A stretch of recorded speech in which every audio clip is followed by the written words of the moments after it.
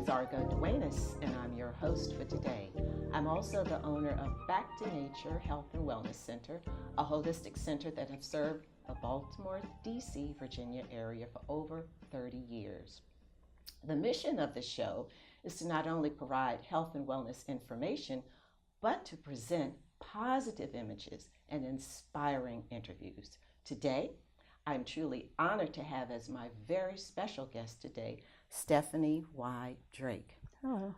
Stephanie is an awesome, amazing, phenomenal woman that has broken glass ceilings in the commercial construction industry, the commercial dominated construction industry. And she is here today to share her meteoric rise to prominence.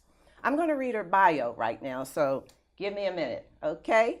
Stephanie, I want to thank you for taking time out from your life and your schedule today to be here with me. I'm truly honored. Well, thank you for having me. Stephanie Drake is a 15-year veteran in the construction industry. Her company played a major role in the building of the new, iconic, and beautiful 400,000 square foot National Museum of African American History and Culture. For over 15 years, this phenomenal woman and her business has the distinct pleasure of serving clients such as the Smithsonian, the National Institutes of Health, the Department of Labor, the Navy Yard, amongst others.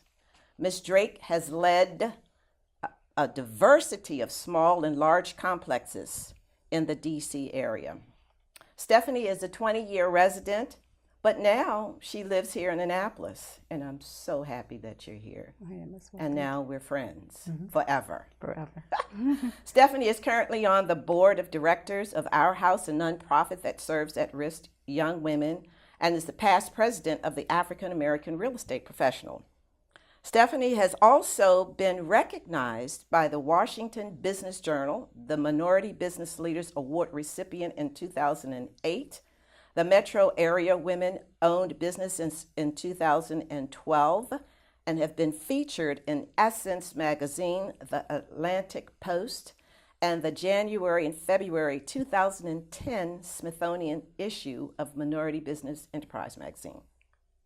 Now, that was a mouthful, Miss Stephanie, but I got through it, and I'm so happy that you're here today. Thank you. Before we talk about your meteoric rise to prominence in the male-dominated construction industry, share with us something about your childhood, your family, where you're from. Now we know that you live here in Annapolis, Yes. so we welcome you. Thank you. Thank you. I'm glad to be here.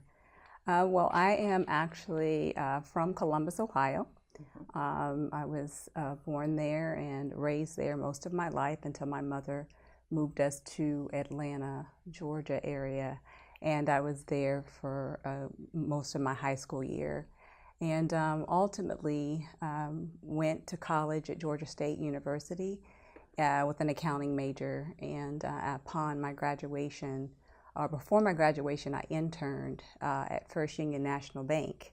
And then after that, I graduated from college, and I was accepted into a corporate training program out of Charlotte, North Carolina.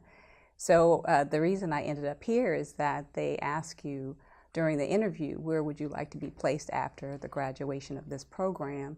I was one of 16 that was selected in this very competitive program and graduated, and like I said, in 1995 I was offered a position to come to the DC metropolitan area where I resided, and when I moved here I was in Tyson's Corner at the First Union National Bank headquarters in Virginia. So that's how I ended up in DC, coming from Columbus, Ohio by way of Atlanta, Georgia through Charlotte, North Carolina to ultimately DC. Okay, so in our conversations earlier, you mentioned as a sixth grader, you had this inner knowing and a desire to make an impact in the community. But tell us about that, because stories are so compelling, and when you shared that with me about this inner voice, this inner knowing, Right. but feeling real sort of not confident about yourself, but knew that something great was going to happen for you in your life. You want to share that with our viewers? Yeah, I would love to share that story. How I summarize my life is I was this little girl that dared to dream. And in the sixth grade, the one thing that I remember explicitly is my fear of raising my hand in class. Mm-hmm. So that is what I remember most about having that fear, but more so wanting to have an impact on the world. So the two of those were conflicting to me, mm-hmm. because I was like, I can't raise my hand, and how can you have an impact if that's what you really want to do? So I would say that that was the part that was the part that I spent my life journeying through, dealing with that raising your hand in class. So that was what the universe has placed me to do throughout my journey in my corporate career, to be able to find my inner voice. Now, so give us a little bit more information about your experience working in the finance field. You said you left, you joined, you started working with First Union National, yes. at Tyson's Corner, right? Right, yes. And you had mentors along the way. You want to share some information about that? Well, it seems like the universe just orchestrated people in your life, yes, to bring that little girl out who had this vision of making a difference in the community. Correct. Am I right? Correct. And you said you always had this desire to make a difference. To make a difference, yes. But to excel in everything that you did. I mean, your story is phenomenal. We sat for hours yesterday, and you remind me of Oprah Winfrey, because Oprah said she's not going to be a domestic worker like her grandma. And for you, it was another dream, mm-hmm. right? Yes. So you want to share how you were able to sort of navigate, and how you allowed yourself to trust in that little girl and believe that one day you could make a difference in the world. Yeah, I will elaborate a little more on that.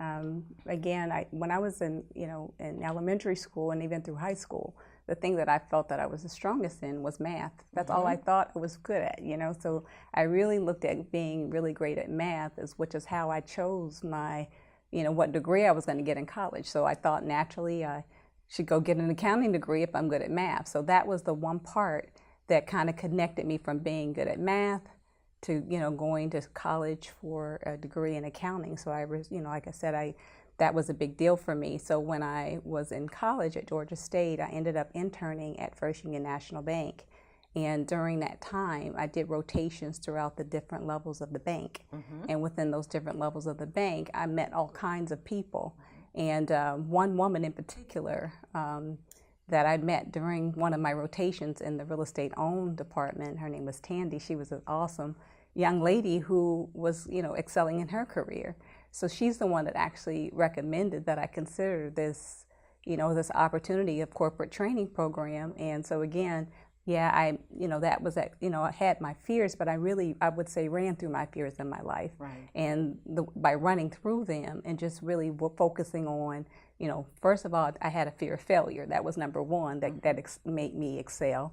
The other thing is about excellence. I would say my family has always represented the unsung heroes of my life, have always excelled in excellence. When I say excellence, I'm just saying their disposition with caring for others and doing the best that they could. So I had that to lean on.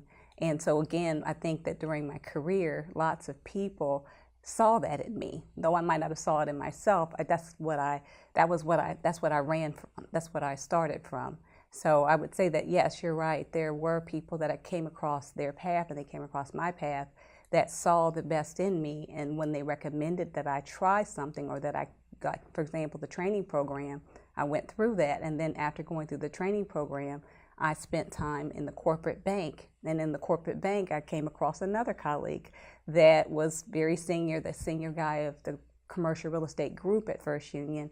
And upon graduation, instead of going into the corporate bank, which is where I was supposed to go, he saw that there was something in me, and he then recommended that I take a position under his leadership. And I was the youngest to ever, whether you were a woman or minority or anyone, to come into their group, because the tenure of a commercial real estate professional is usually 10 to 15 years. And I was very fresh out of a training program. So he saw again, that I've seen to have an interest in his group. So he went to the corporate bank and said, hey, I see something in her, and it seems like she's interested in commercial real estate. So he called me up and asked me would I be considered the job. So when I graduated from the program, instead of going to corporate, I went to his group. Okay, and you, at what age were you then? Oh, I was like 23 years old. 23. Yeah. Okay. And so you stayed with the commercial group. Commercial real estate group. And became the first African American woman. Underwriter. Underwriter. How was that experience at an early age? Wow, you that's a milestone. That's a great accomplishment.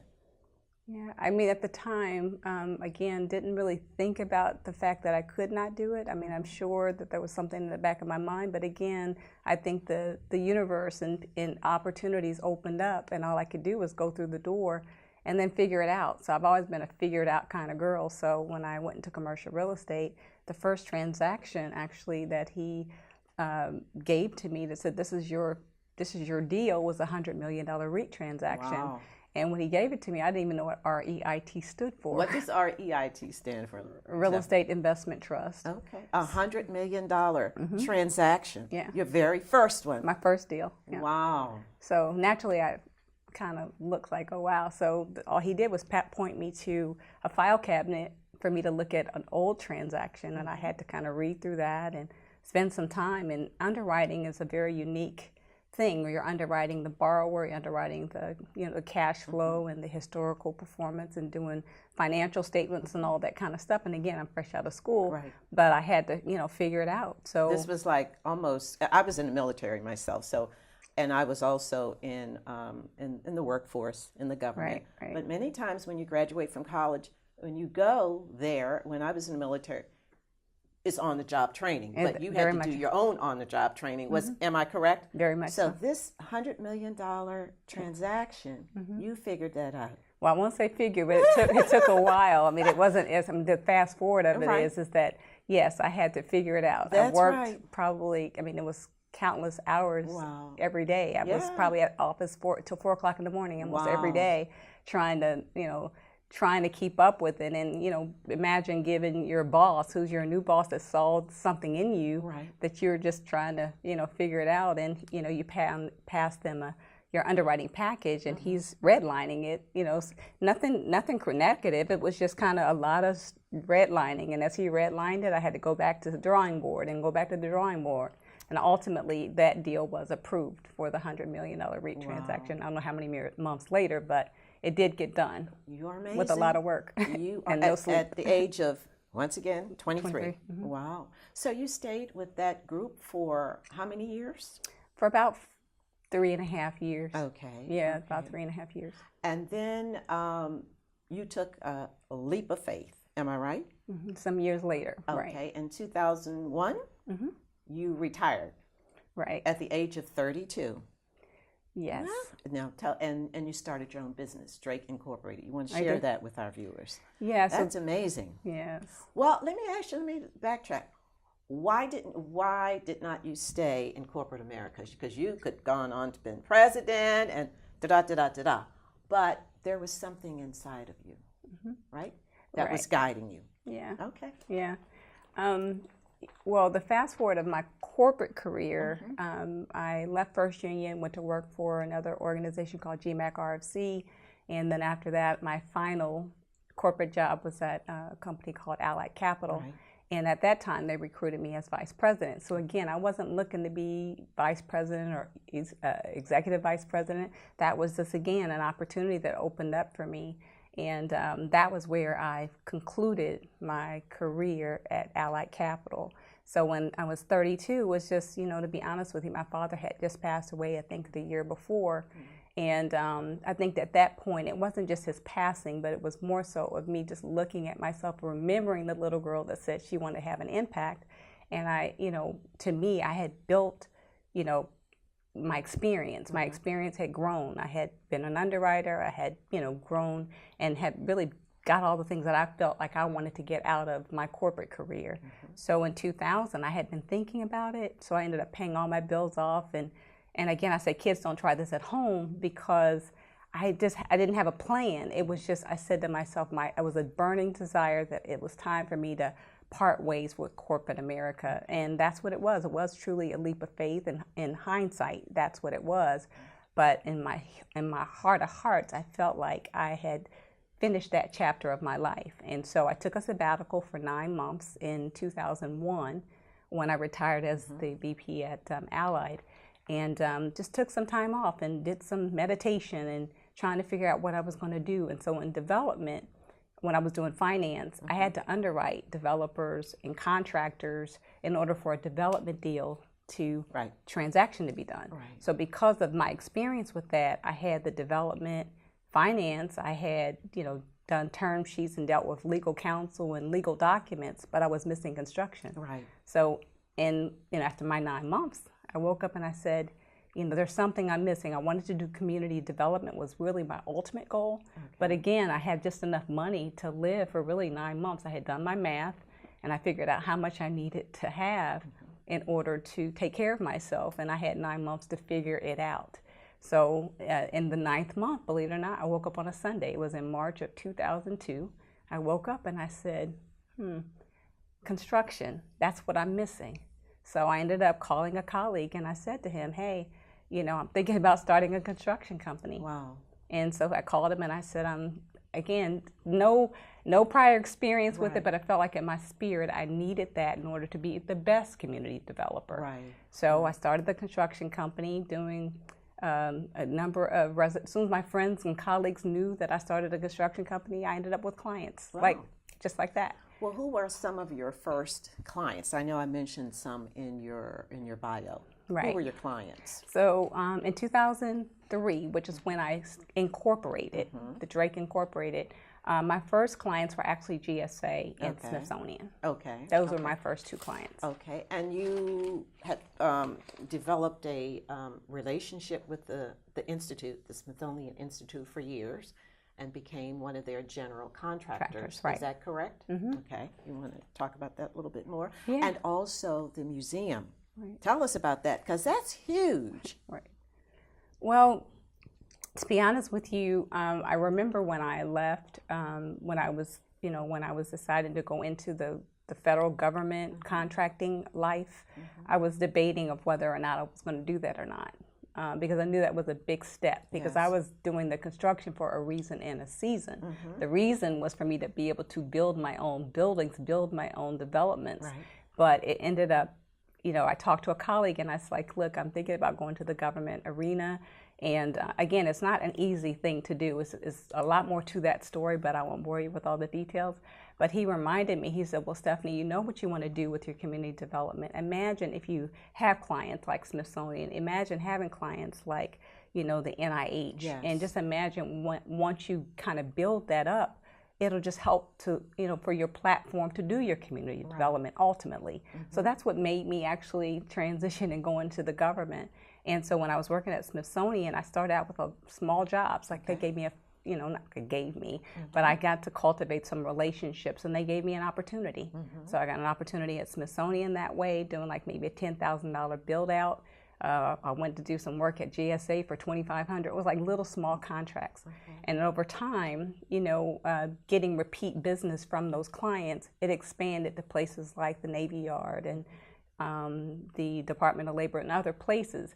But again, I think that, how I see it is when you hear people, because when I was growing up, that's what I did mostly of, is listening to people, because I was afraid to raise my hand. I just listened. So I think that when you're that way and you start to spend time with your clients and they see that you're actually listening to them and they see that you have this excellence attitude, I think that has helped me. It got me a long way. And then before you know it, I ended up, expanding my relationships to other agencies. Okay. And so Smithsonian was earlier on as a GC, and then when the opportunity for the African American Museum showed up, that was a huge project. And so when that came up, it wasn't about it being huge, but I remember back then when my colleague was like, imagine, but in my spirit, I'm always into what is the mission of these, agencies or anyone that I work with, because I want to help to, make their mission, to be a part of that mission. Right. So I did that with NIH, thinking about NIH and all of the research and all the things, how it benefits the world. Well, Smithsonian's the same way, Right. which is why I did that project, did those projects, and ultimately the museum. Well, we are so grateful to you for all that you have done Right. in terms of being a role model, being a woman on a mission with a passion, a drive and a desire to excel and to touch, move, and inspire all of us, to let us know what's possible. In 2007, you were diagnosed with MS. Am I correct? Correct. Okay. So how did that affect your health, Stephanie, your business, and how has it changed your life? Wow, that was an interesting time, believe it or not. I woke up one day and I noticed that certain things, like I had numbness, in certain areas of my body, and I didn't know exactly what it was. So I went to doctors and asked them, and every time there was like, "Oh, you're healthy, you look fine." And then finally, in November of 2007, I called my mom, who was living in Georgia at the time, or Ohio at the time, and I asked her to fly down. So when she came down, I said, "Mom, I need you to go with me to the hospital." So, because everyone was saying there was nothing wrong with me, and I was kind of getting frustrated. So I went to GW, and they finally did some MRIs on me to rule out actually MS. And that's an interesting story too, but I won't bore you with the details. But come to find out, I did have MS. And so, to be honest with you, when I learned of it, it didn't really sadden me. I really thought about just my journey, and one of the doctors actually told me that, "Oh, I'm sorry to hear." I think, he's giving me the bearer of bad news. Right. And I told him not to feel sorry for me. And Right. I said, that's just a part of the journey. I mean, I took a little tear for a moment, but I said to myself, just imagine what that storyline is going to look like. My life has been a storyline. It was a little girl that dared to dream, that built a construction company. That's something that, again, it's my story is not about me. It's really about how it affects and helps other people. Yes. So I saw it really more as a benefit, a good versus a not so good. But throughout my experience with MS, believe it or not, I had some bouts with it over time. And then for a period of time, because I'm really, back to your holistic part, I had been dealing with holistic and homeopathy Right. and alternative medicine people, and learned about organic foods and all that kind of stuff. Right. So there was times when I was having some hard times, but I was still running my company. Right. And they talk about mind, body, spirit. My mind and my spirit were the ones that were in charge, but my Yes. body was saying, "I can't keep up." But I was trying to make my body keep up. And with MS, you're not, stress is not a good thing to have. And of course, I'm in a very stressful industry. Right. So over the years, I've had, like I said, ups and downs with it.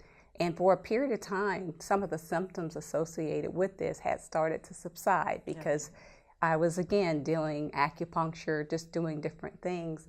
At the same time, still running the company. But I was I labeled it, instead of multiple sclerosis, I labeled it my situation. So I kind of took charge of my life, and things had started to improve for me. And I'm not blaming on the museum, but it was like when the museum was going on, I had a lot of things going on. Right. And a lot of stress. And with that stress that was happening while all this was going on, I started to notice that one side of my body was affected. And I didn't pay attention because, again, my mind and spirit were go, go, go.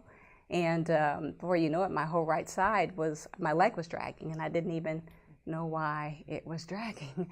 And then I asked my mom one day, "Mom, I think my leg is dragging, right?" She said, "Yeah." So before you know it, I said, "Let's go back to the hospital." So I go to Sibley and go there and they run MRIs, and I had exacerbations again.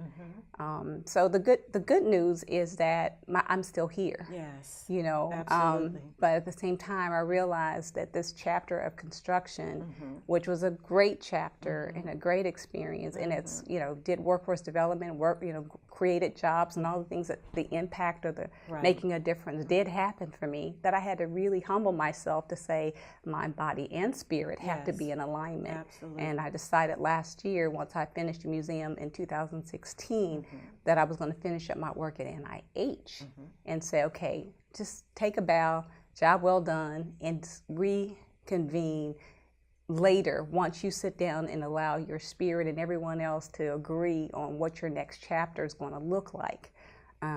So, you know, it's just been an interesting journey for me. You know, you have become my client and my dear friend. And I am so touched, moved, and inspired by your story that I will never, ever, whatever life throws in my way, because I know your journey. I see that you go to at least 3 or 4 therapies during the week. You drive to NIH, you drive to acupuncture. So it's NIH, Bethesda.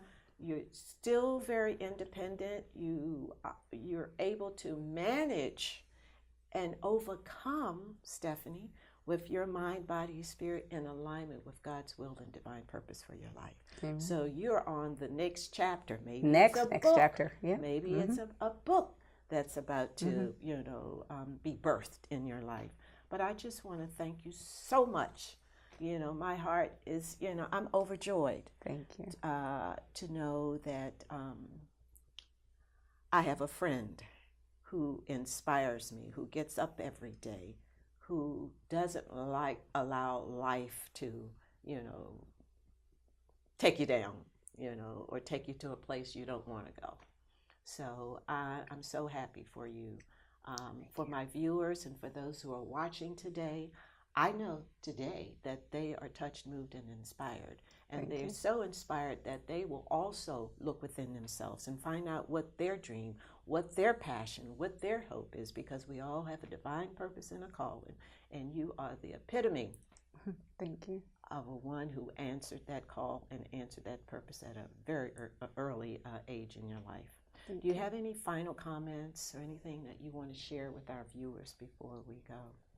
My final would be that, I am you, and I just say, but God. I mean, that's all I can say, because I know had I not had something bigger than me that led me through this life, but what I held on to was excellence.